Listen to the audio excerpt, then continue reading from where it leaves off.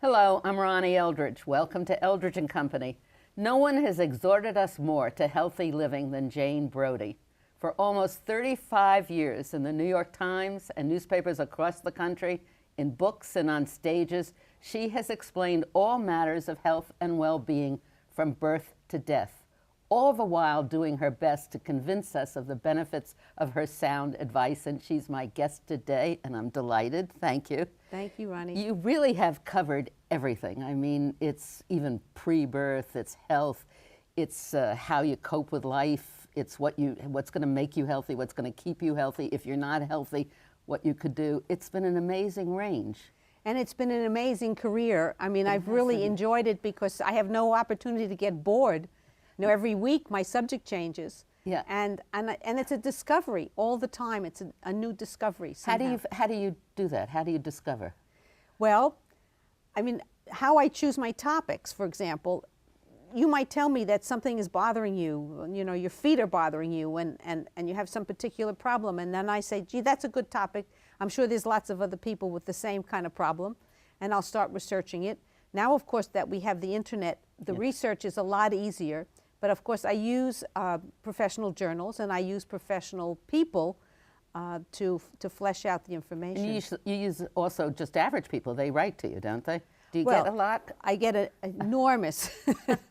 I can't keep up with the emails. And email has made it even easier for people to write. You know, they used to have to get a piece of paper and a pen and put a stamp on an envelope. And now they don't. Now they just sit there at their computer and slap out a little message to me.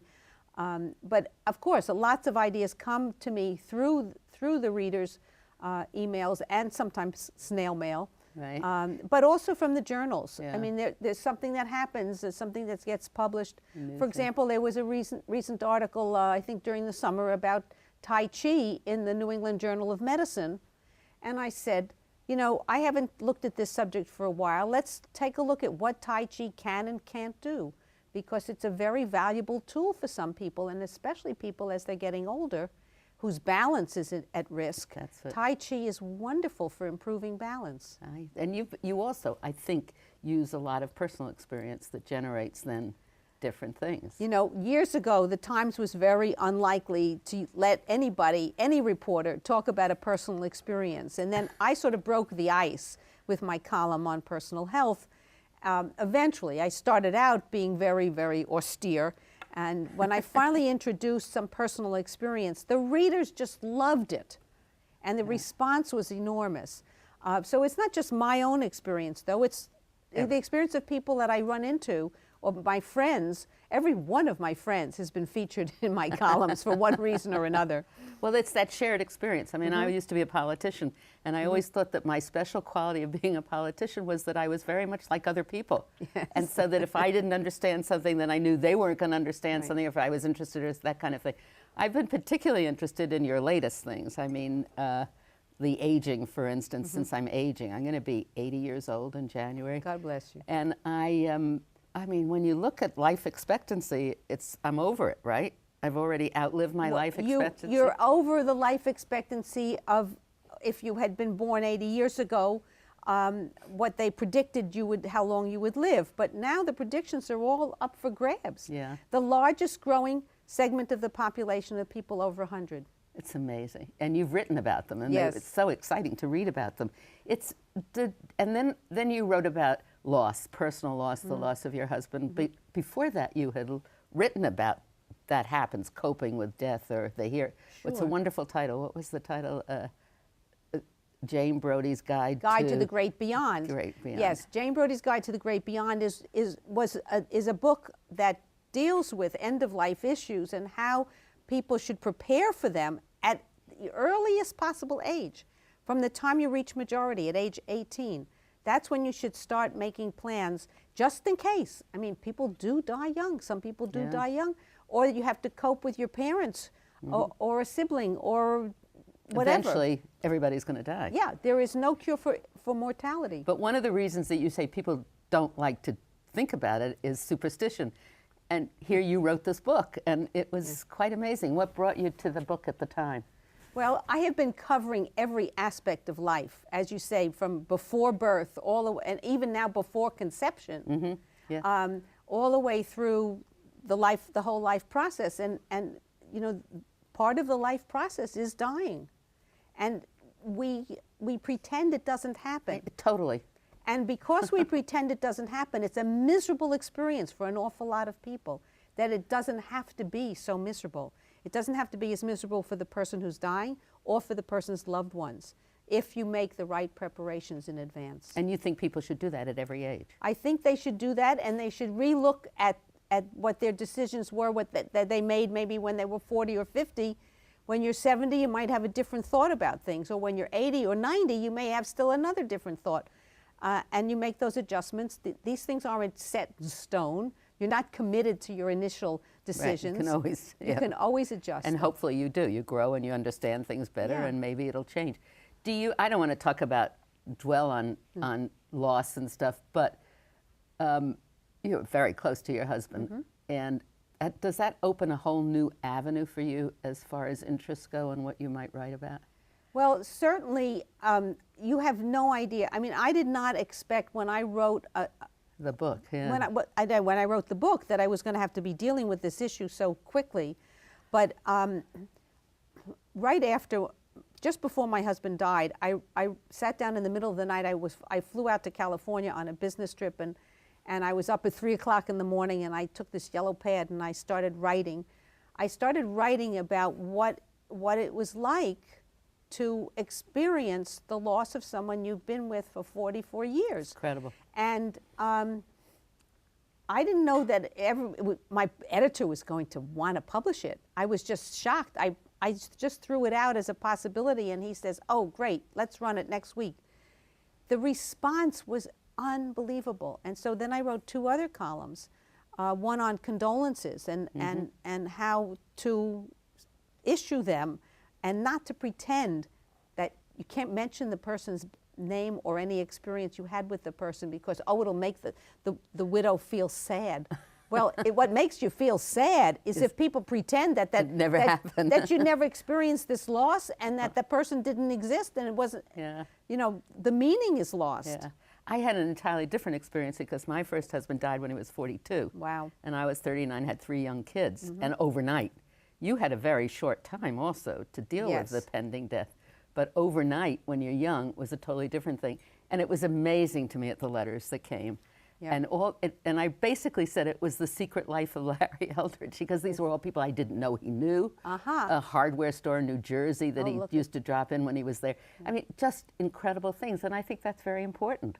It is very important. It's very important to the survivors. And it's also, you know, it makes you feel like, oh, people really did know. I learned things about my husband after he died that I never knew in all those 44 years. Right. People had experiences with him that I never shared. I know, so they had a amazing. totally different kind of thing. So it's really been very warm kind of a feeling. And then it's also a time of self-growth.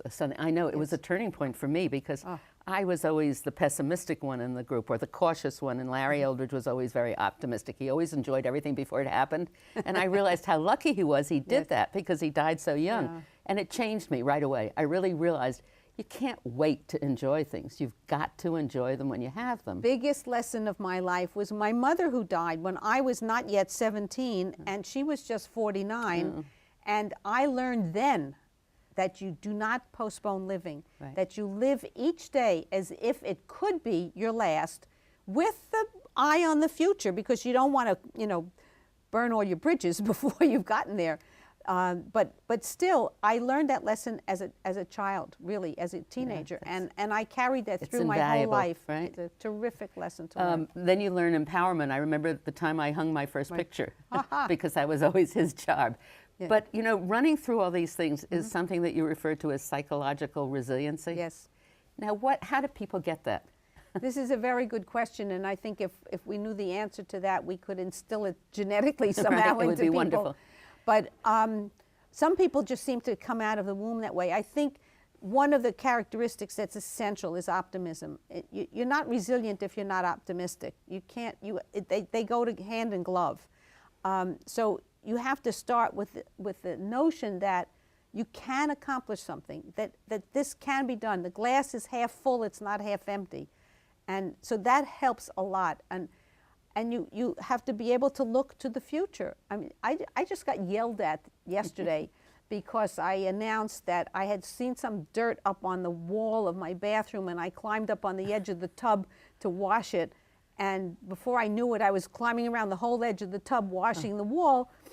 And somebody said, "What are you doing?" Exactly. You're crazy, you know, to do this when you're alone in the house. And what if you fell and nobody would, well, you know, life goes on. You have to take certain calculated risks. Yeah. Maybe that's not the smartest thing to do. Maybe next time I do that, I'll have a stool in there that I can step on and not the edge of the tub. I did something like that. We had a lot of insects one summer night. We had just moved, and I decided the best way to do it is with a vacuum cleaner. And so I get the vacuum cleaner. It's a canister. I stand on the bed with the vacuum cleaner, and of course I fell over on Jimmy, and we both got hurt. But it was fine. I was glad I got rid of the bugs. Anyway, the physical resiliency. There was an article today about white children doing better than black children early on, and it sort of pointed again to the question of Head Start or early education or early family environment. How much you talk to your child, how much you do this and involve them. And does that happen also with the resiliency? It starts also in the womb. I'm sorry to say, you know, that how much stress the woman experiences during her pregnancy, whether this was a wanted child or a not a wanted child, whether it was an expected pregnancy. You know, 50% of our pregnancies are unplanned. Still, 50%. 50% of pregnancies are unplanned. Now, of course, a lot of these people say, oh, you know, great, we'll have another child. But if you're strapped financially, if you don't have a spouse, and you don't have room. You don't have room. I mean, you don't have any idea how you're going to educate that child. I mean, that's challenging, and it gets passed on to the child. We need to teach people how to parent. We need to teach. The most important jobs we do in life, we're not schooled in. We're not schooled on how to be parents, and we're not schooled on how to be spouses. And as a result, we have a lot of messed up kids, and we have a lot of divorces. More and more.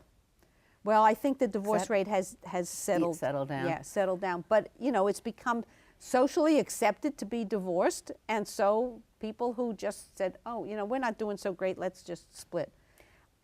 I'm from a generation, you know, that decided you'd grow up, get married, work a little bit, get married, have children. You're not as old as I am, but anyway. I'm getting there, kiddo. But that role of homemaker or whatever we called it, I mean, it has been studied, and it does develop many skills if you're doing it right. But in addition to just parenting and stuff, it's everything you talk about. Nutrition. Right. We have national epidemic, right? Obesity, the diabetes, it's horrible. Smoking, the knowledge of what it means to live a healthy life isn't taught to us. No, it's well, interesting. That's why I have a job. I have a job because our powers that be have failed the public. They have failed the public. They have failed to school them on the essentials of a good life. And, you know, if you lose your health, you know, everything else in your life is in jeopardy as well. So it's really important to preserve your health as best as you can. Now, some people are dealt, you know, an uneven deck to begin with, and they come into this world, and you know, I am so impressed by people with handicaps. I know, amazing. Who do such fabulous stuff despite their handicaps. There's a man, a middle-aged man, I mean, I met him when he was a young man, in my neighborhood, who's blind. Well, I met him originally dancing. He was dancing with his wife at a gala of some sort, and he's a good dancer. Then I ran into him when my husband was dying and in the hospital. He walked into the hospital with the person who helps him, and what was he doing there? I got scared because it was an oncology ward, you know. Oh, he comes every week to play piano for patients in the oncology ward. I mean, this is amazing. I mean, but people... And how we complain when we have a backache. Yes. Somebody can't walk and it's a constant pain. You know, the truth is that the best way to get rid of people who complain too much is to bring them to a rehab center and show what it really is difficult to live with. Well, let's go back to educating people. Where would you do it? Is that from... I mean, it has to start someplace outside the home, so then you can do it in the home and you know, Are there no curriculums in school? Or? Right. Look, what did we lose? We lost home economics. Right. We don't teach people how to cook in school any longer. I mean, some schools still have that, but it's rare. In fact, somebody was just telling me that this fabulous kitchen that Rachel Ray paid for at a local junior high in Brooklyn, there's no teacher for that Kitchen. The kitchen. So it's this gorgeous multi-million-dollar facility is being unused. The kids grow up there. All they know is to buy junk food at the local takeout. When I was in junior high school, we had an apartment. Yeah. And we learned to clean it. Well, I learned how to sew. Right. And we made fun of it, though, also, because of course it was just the girls and not the boys. Well, now, in the schools that I know about, where they still have sewing and cooking. Everybody does. Yes, boys and girls as well. Right. That's a very important thing, and that would be helpful also. And I'll tell you what else, if you talk about resilience, it really helps if you're a woman and you want to have a career, that the person you live with also chips in. And I counsel college students, college women, to test out their potential, their future spouse, because if they're unwilling to wash dishes and pick up a broom and do the laundry and go to the grocery store, you're going to have a hell of a hard time unless you're very wealthy and you can afford to have hire people to do these things for you. It's true. It's very hard. The other thing that they don't teach in school, which from my point of view is also has great consequences, is they don't teach civics anymore. So you don't have people engaging in the political arena. I mean, they don't understand it. Yeah. It's so are we harping back to the old times? No. No. There are great modern advances, right? Well, we hope that there are some great modern advances, and but the kinds of things that we're losing are really important, and I think people really need to tune into that, and get with the program. You know, just realize that having children stuffed with facts and figures all day long in school is not creating citizens who will know what to do with the world when they grow up. And what about homework? Oh. A lot of homework. It's insane. It is. It is insane. But they've cut out recess. I mean, you can't expect a child to learn when they're physically strapped to a seat in a room for 6 hours a day. It's just no, it can't. It's just not going to work. It's the smoking, for instance. That was interesting. I mean, you talk about it's not only smokers who get lung cancer. That's correct. It's non-smokers. And does that come from the environment? Or we don't know? Nobody knows. Nobody knows. But there are certainly about 25% of the cancers. And the numbers vary depending upon who you ask, anywhere from 10 to 25%. But it's in that general ballpark of lung cancers that occur in people who never smoked, not just non-smokers. Amazing. People who never smoked. So there are other causes. Clearly there are other causes, and we don't know what they all are. Some of them are genetic, some of them are environmental, clearly. Some of them may be, exposure to secondhand smoke. But the fact is that we have made a lot of progress with smoking. And, I go back far enough. I mean, me too. I've been writing the column for 35 years, but I've been a reporter for 47 years. And you're getting there. 47 years ago, I covered, when the Surgeon General issued the first smoking and health report, I did the feature story for the Minneapolis Tribune on what are smokers going to do now in the light of all of this evidence. And I was asked to interview people who were smoking and see how they reacted. Well, the most common response I got is, oh, by the time I get lung cancer, they'll know how to cure it. Well, folks, they still don't know. Did you ever smoke? Never. I did when I started in high school. But what I don't understand is new smokers. Yeah, I mean, and they're all young. They're all young kids, and they think this is cool. I mean, it becomes a social prop, doesn't it? Very often, or I'm not even sure what it becomes, because I'm seeing 12 and 13-year-olds with cigarettes, and that's outrageous. I think it's a lack. I mean, again, goes back to parenting. You haven't raised your children with sufficient self-image so that they don't need those kinds of props. I mean, our kids were raised to think that they were important and their brains were important and their bodies were important, and that if they wanted to have any luck in life, any good things happen to them in life, they damn well better take care of those two things, their brains and their bodies. And so smoking was out of the picture. Yeah, it was interesting with this general strike in France about raising the age for retirement. Yeah, from 60 to 62. Right. I had to laugh. I know. Well, what do we do about getting older and the political ramifications and consequences of adjusting to that? Well, I think additional life. I think we need, and we have begun to invent new second and third and fourth careers for people, because, and it's not just volunteer type services, but certainly volunteer services can do an awful lot. And I know a lot of older people who are no longer working professionally who have become important volunteers. My husband was one of them. He was one of the biggest volunteers in our local park, in Prospect Park. And he was honored for that, and he will be honored yet again because there will be a tree planted in his honor by the park. Great. Because he was in the park every day cleaning up, digging, planting, whatever needed to be done. So is there a relationship between living a healthier life as you get older and being busy? Absolutely. Yeah. Absolutely. And I mean, the worst thing that can happen is to have nothing to do. And I feel so. I think women don't suffer from this as much as men do, because the women who've always had stuff to do, outside of their jobs, they were always busy. I mean, I'm not afraid of retiring. I mean, not that I'm planning to anytime soon, but I'm not afraid of it because I know darn well that my days will be filled with things to do.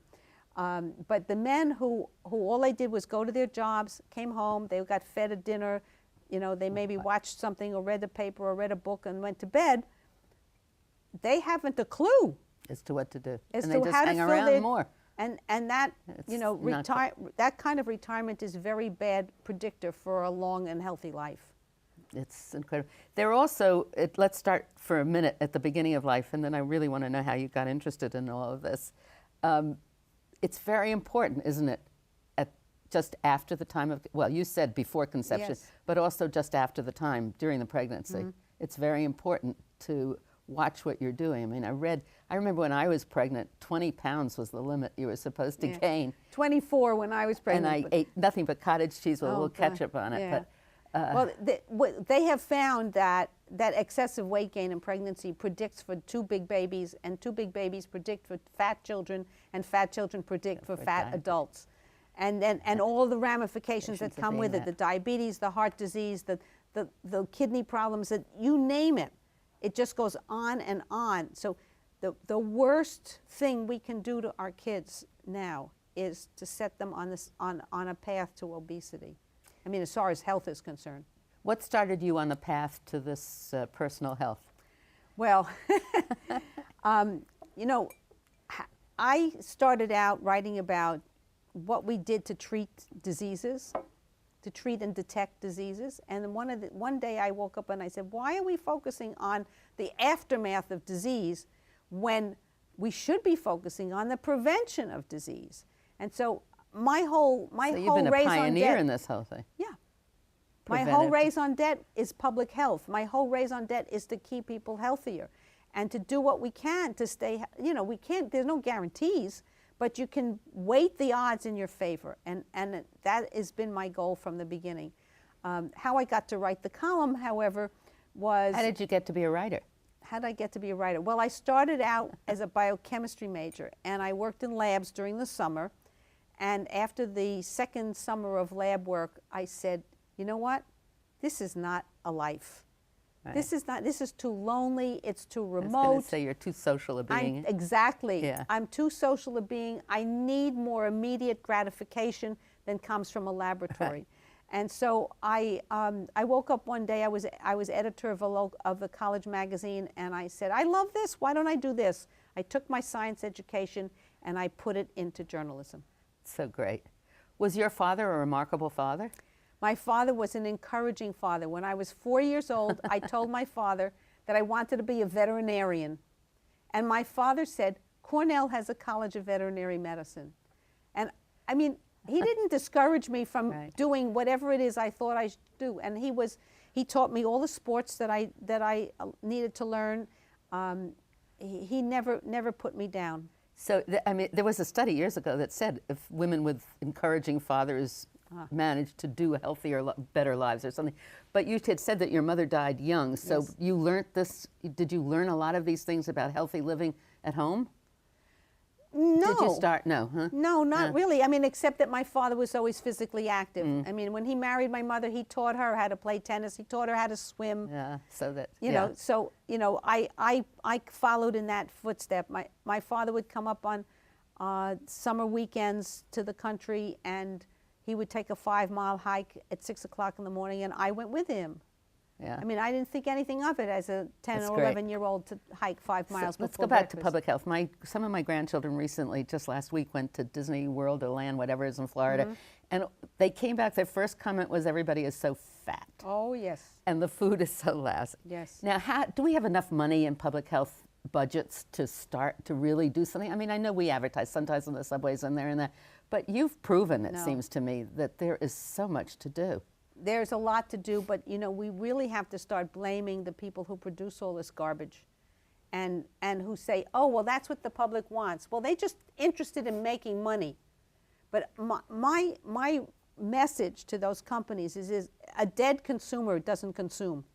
You know, very good. You know, it would be a good idea to foster longevity by giving them healthy food and giving them better opportunities to exercise and creating a built environment where it's safe to exercise than it is to stuff them with these things that are going to kill them at an So early we have a age. mission. We definitely have a Maybe we mission. could even organize something. Anyway, you are certainly a lively person, and we're very grateful that you are such a strong advocate. And our half hour is over. Thank you, Jane Brody. Thank you, Ronnie.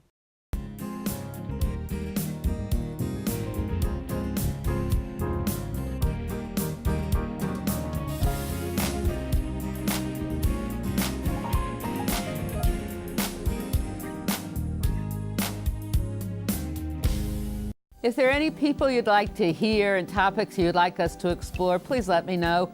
You can write to me at CUNY TV, 365 Fifth Avenue, New York, New York, 10016, or you can go to the website at cuny.tv and click on Contact Us. I look forward to hearing from you.